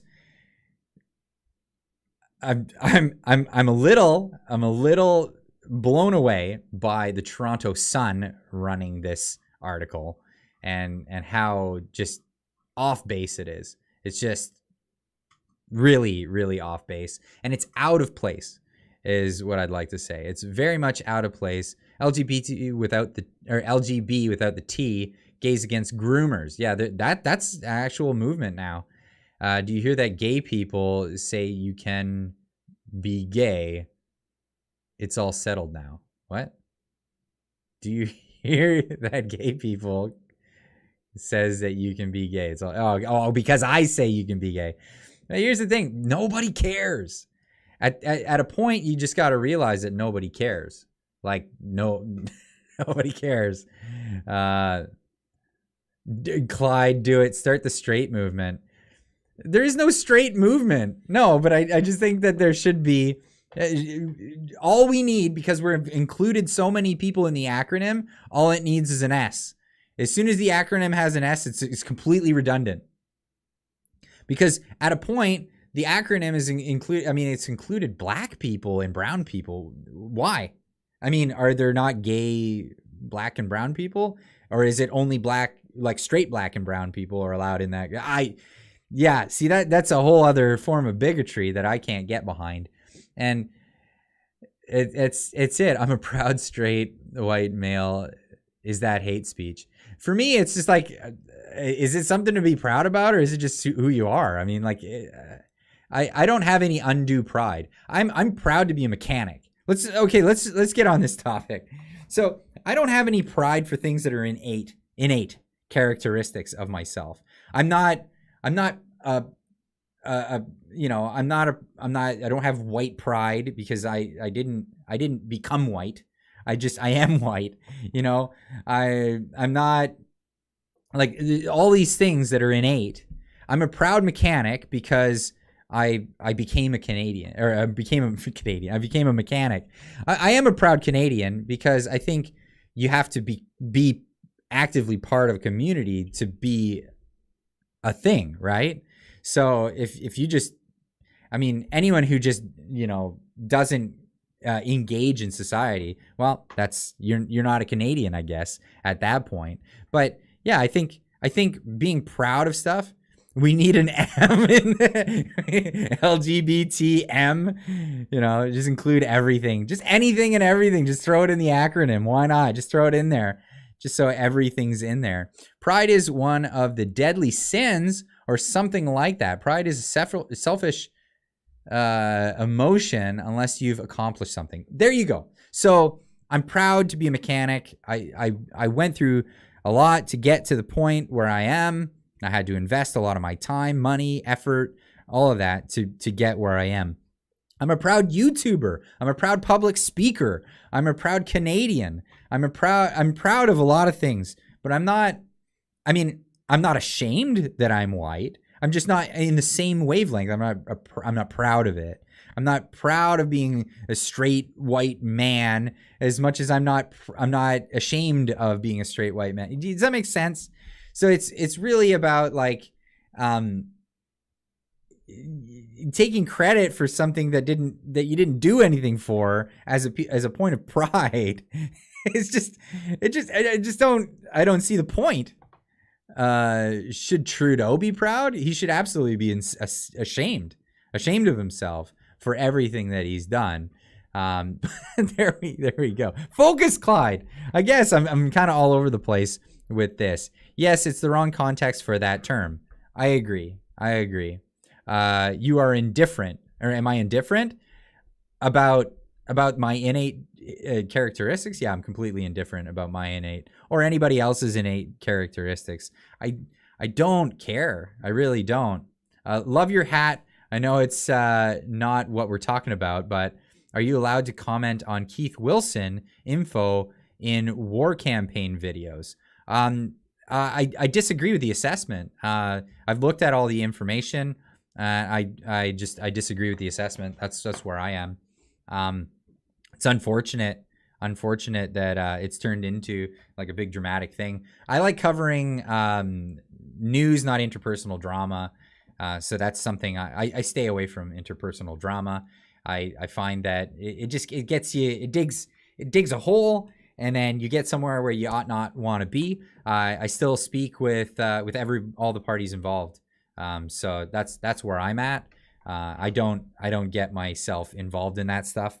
But as for the accusations, I don't feel that I'm convinced that assessment is accurate, and that's kind of where I'm at with that. So that's my opinion on that matter. But yeah, so about pride, yeah, I think it's accurate to say that pride is one of the 7 deadly sins, and it is for a reason. But I think there is a certain level of pride that people should have for the accomplishments that they were able to achieve in their lifetimes. I think there is a certain level of that, and I don't think that that's a sin to be proud of those things. UBU Clyde, I watch War Campaign also. Ro's a nice guy. He's a good guy. Yeah, absolutely. So yeah, I'll do me. I'll do me. Busy job, eh, brother? It is a busy job. I'm all over the place here tonight. Good things. Muslims don't play hockey much. Well, and okay, so that would be an issue too. Because Muslims, I don't think, at least devout Muslims, would not be keen on doing the whole LGBT thing. I don't know that the backlash would be the same against Muslims. Just call it my sixth sense on that. Just call it my sixth sense that if it was Muslim hockey players that were refusing to wear the LGBT thing, that it wouldn't be such an uproar, especially even coming from a right-wing outlet. I don't know where we are in this whole thing at this point anymore, and it's just, to me, it's discouraging. It's off-putting. I can picture that, Clyde. No, prayer times would conflict for Muslims, wouldn't it? Prayer times in the middle of their match? Yeah, possibly. But like I said, there are secular Muslims out there, and it's so funny because people have this idea of Muslims, because I have friends that are Muslims, and growing up there was like no difference between us. I mean, just that you're the religion that you grew up with was that thing. And again, secular Muslims. Where's all the swag? I haven't got there yet. I'm working on a website right now, so that's something that's coming soon. And I think we'll set up a swag store where people can get their swag and go get their shirts. And yeah, I don't think we have any rainbow designs planned. Let's just say that. I don't even know where to go with that. Well, let's move on. Let's get into another topic. Because these things like this annoy me. Oh God, why don't I? Which do I get into first? Let's get into the old Joe boy coming to our country and not even realizing where he is. Let's just say, here we go. Joe Biden let the truth slip. He knows where Trudeau's getting his marching orders. Well, what was he saying? Well, this is during his speech. This is one of the things he had to say. Oh, God. So today, I applaud China for stepping up. Excuse me, I applaud Canada. You can tell what I'm thinking. What are you thinking, Joe? That we're one and the same? That China actually calls the shots? What are you thinking? We can tell what you're thinking. I don't know. There's a few things that I would like to, that I actually have running through my mind when I hear the Freudian slip, I guess, the letting it slip, telling us, unreal.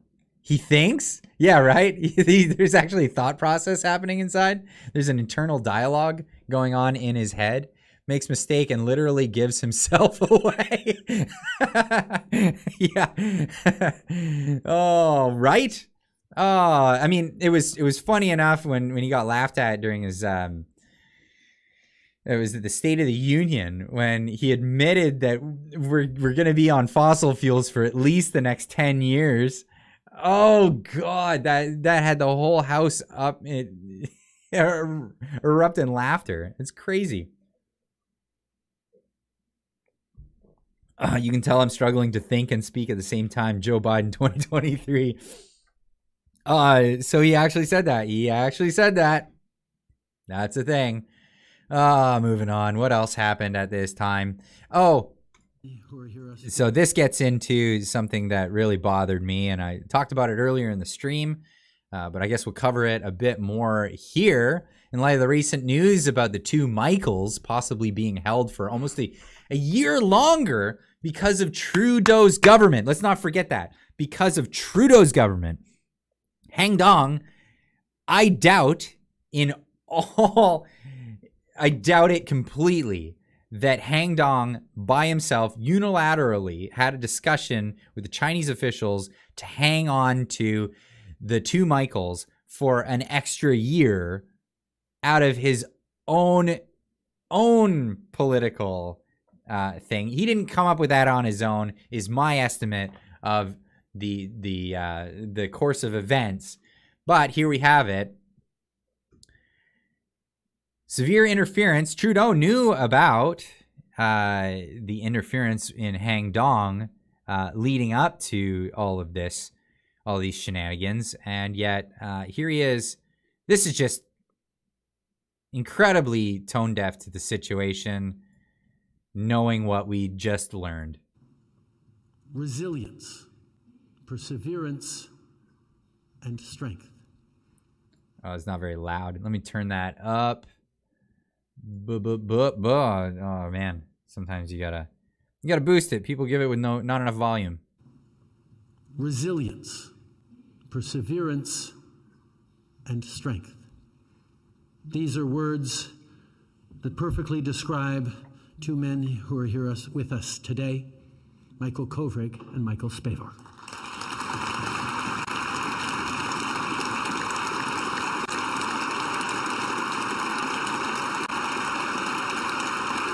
I'm glad to see that they're back in Canada and they're doing okay, but my God, is that just disgusting to show from Trudeau. He shouldn't be the one to say this.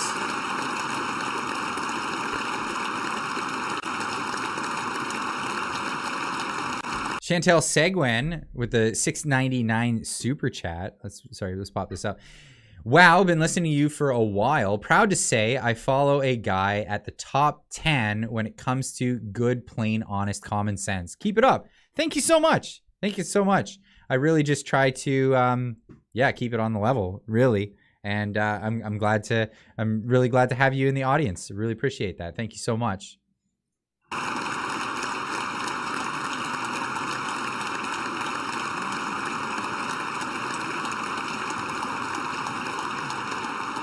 Mr.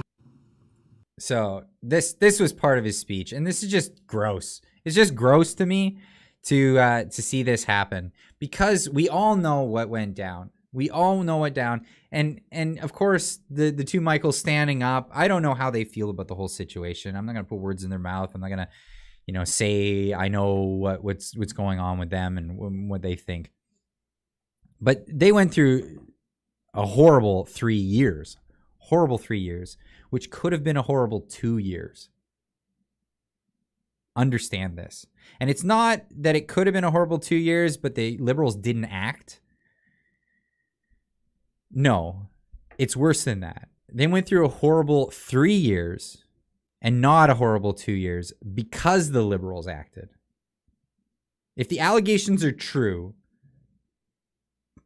Han Dong spoke to Chinese officials in order to keep them imprisoned. Keep them imprisoned for longer.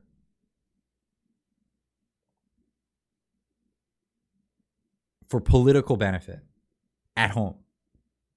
Not to make some deal that was crucial to Canadians and crucial to all this stuff.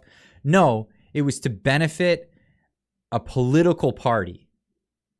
It's disgusting.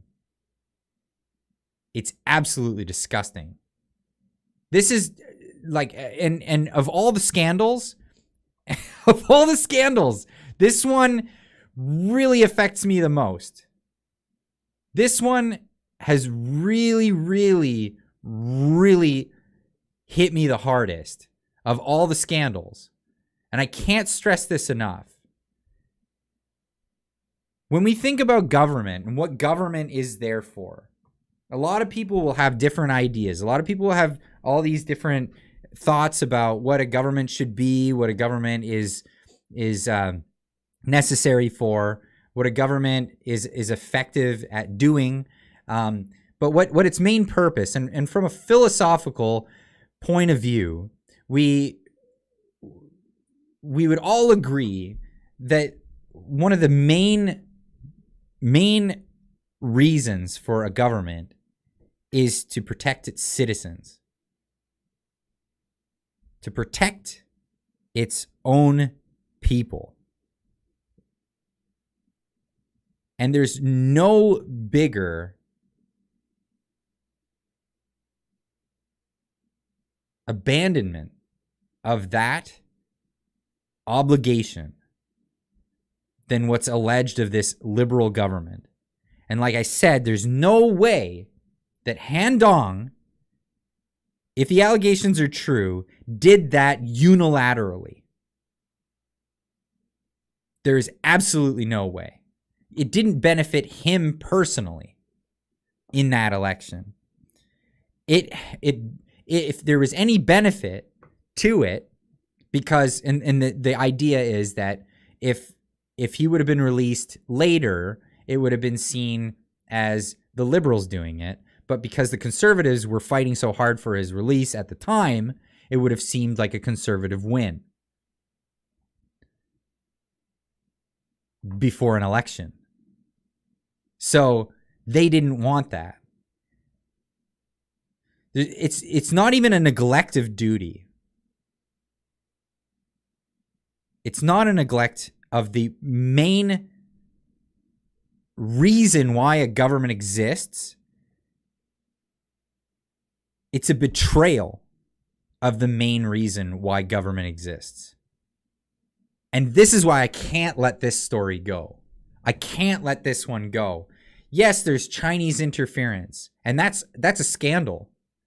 Yes, there's the SNC Lavalin, and that's a scandal. The Aga Khan, that's a scandal. This is so much bigger than a scandal. This is an outright betrayal of what government and their main purpose is.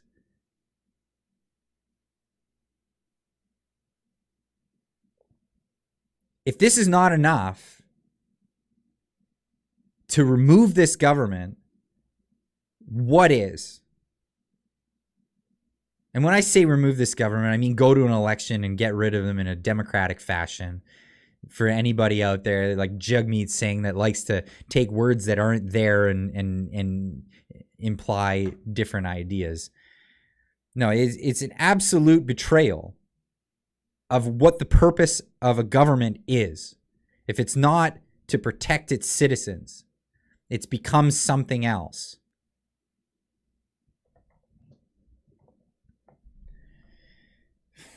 This is why I can't get over this story. It's just the worst thing. This is the worst thing any government could do. Well, I mean there are worse things, But this would be the worst thing any Canadian government has ever done. Any political party. This should be enough to bury the Liberal Party as a party. This is what I'm saying.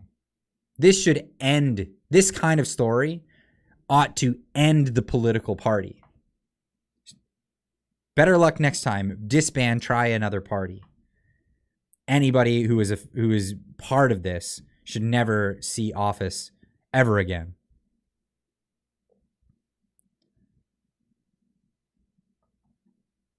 We're still under a Westminster system, not the right one. A Westminster system.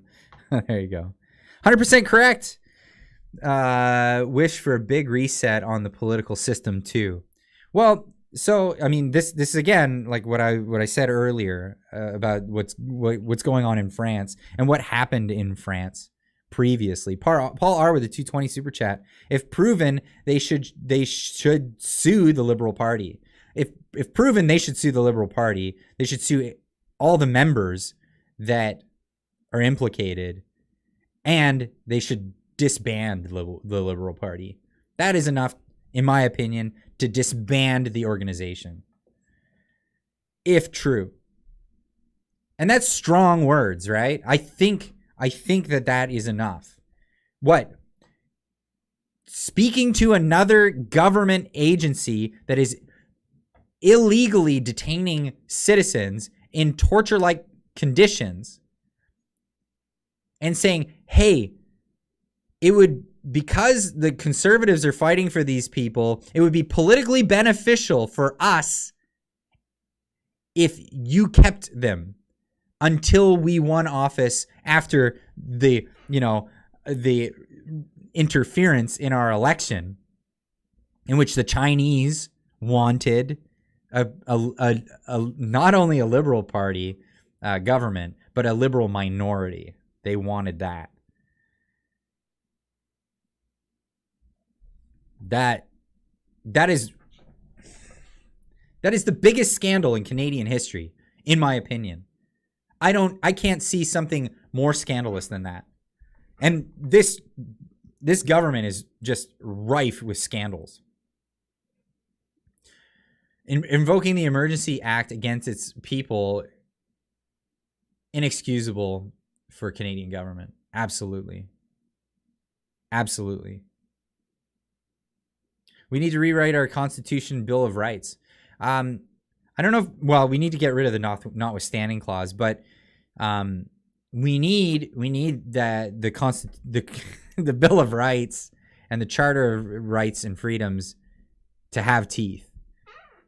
It can't be a guideline for government. It needs to be a restriction on what government cannot do, or what they can do. And the beauty of the United States Constitution is it's a constitution that doesn't say in it what the government is to do. The Constitution is a list of restrictions on things that the government shall never ever do. And that was why I believe that the Constitution was written in a good manner. And yeah, there's provisions in which you can amend the Constitution, and those have been used. But it would be nice to see a constitutional convention in Canada. My only fear is that, given the political circumstances, I mean, we've seen it in the past. We've seen the Charter of Rights and Freedoms. They write it all in. And then they throw in the notwithstanding clause. They throw that in. These are all things that restrict the government, except when we need to. There should be no exceptions. There should be no exceptions. But that's where I stand. Anyway, one last thing I wanted to get into before we get out of here and go into the Discord. I wanted to talk about this thing that was addressed. Well, it popped up where Joe Biden was meeting with other leaders in government, MPs and bureaucrats and whatnot, standing in a line. Hey, guess what? you're somewhat an important person. Why don't you get in this lineup, shake hands with POTUS, the President of the United States? And so it was recording what was said. Mad Fringe writes in here, PP licking Biden's butt, then smiles at Trudeau. What a lovely. Okay, there's a lot of people that don't like PP anymore. That's definitely a thing. This guy's a PPC guy, of course, but I took it a little different. And maybe just hear me out on this one. We can hear what he has to say. It's a pleasure to meet you, sir. Welcome. God love you. Thank you. Mr. President Pierre Poilievre, leader of His Majesty's loyal opposition. Loyal opposition. Absolutely. We believe that opposition is an act of loyalty in our system. We do too. We do too, unfortunately. So, hear this. So, Pierre Poilievre, he's in a position. He's the leader of the opposition in Canada, and he's there. Now, a lot of people will say, "Oh, well, yeah, he's sucking up. He's doing this stuff." I mean, what do you do in polite society when you have to meet with the people that you vehemently disagree with? You have to do it in a polite way. You do it in polite society, and this is a thing that you do, and this is what is different from our society than warring societies where they're always at odds, or you only have the prevailing party takes power, i.e. communism, in every. Do you ever see a communist country that has like other parties? They have other parties that disagree with the communists, but every once in a while they have elections. You don't see that. And with all our flaws, and we have a lot of them, and a lot of them are coming to light with this administration, and including Joe Biden's administration in America. Lots of flaws. Boy, do we have flaws. But we still have the polite society that keeps the whole thing together. Now listen to the words carefully. Now, Pierre Poilievre, he says, he's the leader of Your Majesty's loyal opposition, right? And he says, say what you want under your breath, but smile and get through it. You are being watched by the media. Yeah, sure. But listen to Loyal this. opposition. Loyal opposition. Absolutely. We believe that opposition is an act of loyalty in our system. We do too. We believe that that opposition is an act of loyalty in our system. I agree with that. Even if you're a filthy commie, you have a right to oppose, the the prevailing system or whoever is in power, and you have a right under law. Now, what Joe Biden says is very telling of the left and where they stand because of what he says here. We do too, unfortunately. We do too, unfortunately. Now, what the hell kind of response is that from the leader of the free world? That is just awful. Those who make peaceful revolution impossible will make violent revolution inevitable. JFK. And that's true. That's true. The old argument for the ballot. And actually the reason why women weren't given suffrage in the origin of the idea of voting in democratic elections. But by the way, thank you so much, Wayne Allen, for the 550 super chat. But it's absolutely true. Those who make peaceful revolution impossible will make violent revolution inevitable. And it's because the idea that came about was the idea of ballots, not bullets. And they actually used to say this: ballots, not bullets, ballots, not bullets. And the reason why originally women had no right to vote was because they weren't the ones that would be taking bullets in in wars. So the idea was the people who would have been fighting in the war, rather than going out there and slinging bullets at each other, would go into the ballot box and vote. You're not going to learn about that in civics. You're not going to learn about that. And I'm not arguing. I'm not saying end suffrage for women.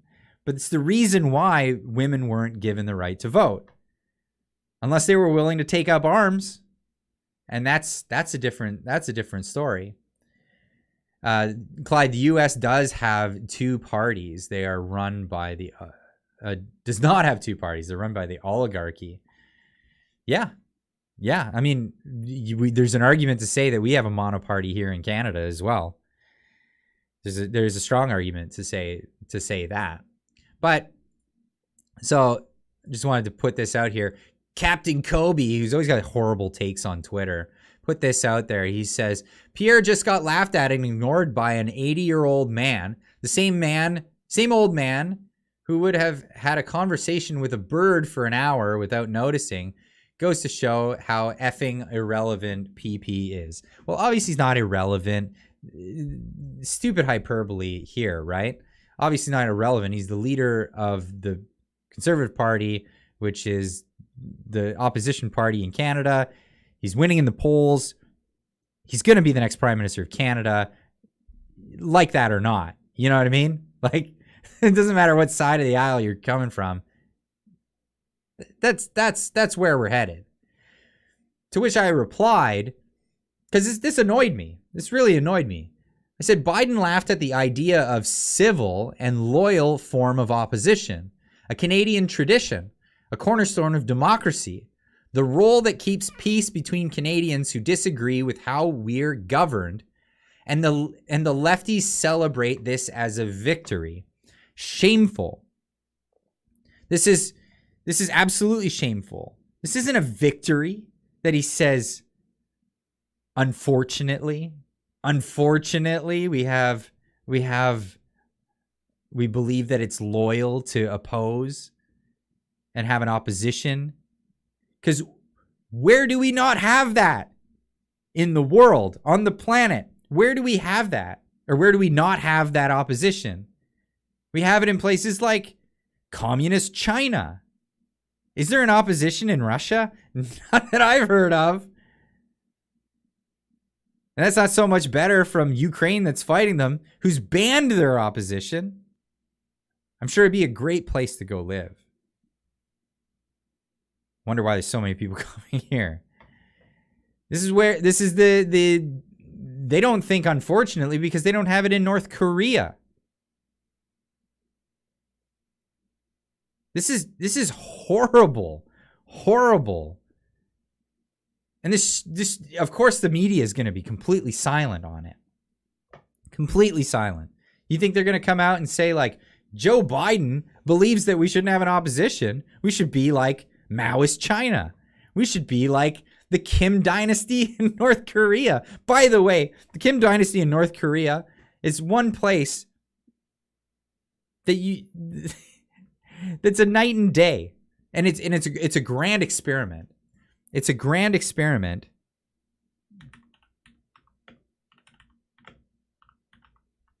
It's a grand experiment because of the separation between North and South Korea. We've had what, 80 years, 80 plus years, maybe 90 years since the Korean War. And it broke off. It broke off into two separate countries with completely different ideologies, completely separate ideas of where we should be politically, economically, ideologically. And what did it get us? Well, you can see the difference from freaking outer space. You can see the difference from outer space. No, that's not an ocean in the middle there. That is the entire Korean peninsula. This is North Korea. China, of course, which adopted economic principles and, in the 1980s, They used it in certain sectors to fund their brutal dictatorship. But it's not free market economy anywhere. It's not an open society. But you have South Korea down here, which separated from North Korea, and they decided to say, "Hey, guess what? We're gonna go with the freedom idea. We're gonna allow personal liberties. We're gonna allow private property. We're gonna allow a market economy, and it's gonna be tough and it's gonna be hard because we've got nothing right now."